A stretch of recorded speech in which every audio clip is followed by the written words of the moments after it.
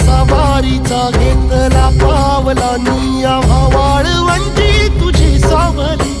गळा भेट घेण्या भीमेची निघाली तुझ्या नाम घोषात इंद्रायणी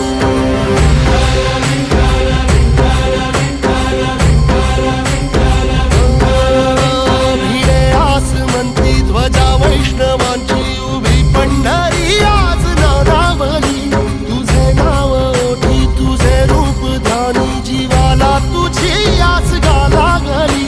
जरी बाप साऱ्या जगाचा परी